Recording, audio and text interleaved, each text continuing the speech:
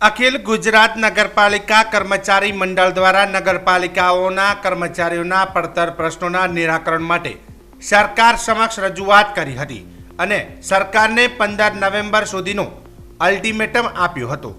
જોકે તેમના પ્રશ્નોનું નિરાકરણ ના આવતા આજથી 3 દિવસ સુધી ફરજ પર કાળી પટ્ટી ધારણ કરી વિરોધ વ્યક્ત કરતા અખિલ ગુજરાત નગરપાલિકા કર્મચારી મંડળ આદેશને લઈને આજે ધાનેરા ખાતે પણ નગરપાલિકાના કર્મચારીઓ દ્વારા કાળી પટ્ટી લગાવી કામગીરી ચાલુ કરી હતી અને જો અમારા પડતર પ્રશ્નોનો નિકાલ નહીં કરવામાં આવે ત્યાં સુધી અમે અલગ અલગ પ્રકારના વિરોધ દર્શાવીશું તેવો મંડળ દ્વારા કહેવામાં આવ્યું હતું.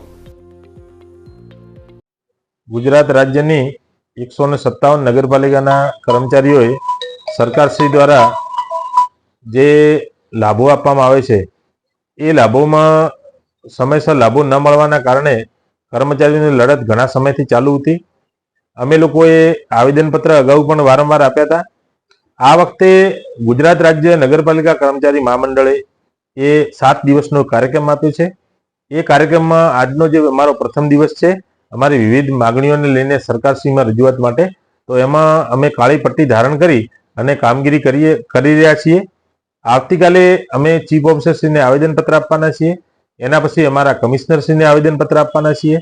એના પછી માન્ય મુખ્યમંત્રીશ્રીને પણ આવેદનપત્ર આપવાની આવશ્યકતા લાગશે તો અમે આપીશું. અને અમારું આ આંદોલન એમાં સમગ્ર કર્મચારીઓ તમામ જોડાયા છે. જો અમારી માગણીઓ સ્વીકારવામાં નહીં આવે તો આગામી સમયમાં અમે તમામ સેવાઓ પણ બંધ કરીશું. અમે સેવાથી અળગા રહીશું એ પ્રકારની પણ અમે નિર્ણય કર્યો છે. તો વહેલી તકે અમારી માગણી સ્વીકારવામાં આવે એવો કર્મચારીઓનો મત છે. અસ્તુ ભારત માતા કી. રામભાઈ સોલંકી, ગુજરાત રાજ્ય કર્મચારી મહામંડળ કોષાધ્યક્ષની જવાબદારી છે.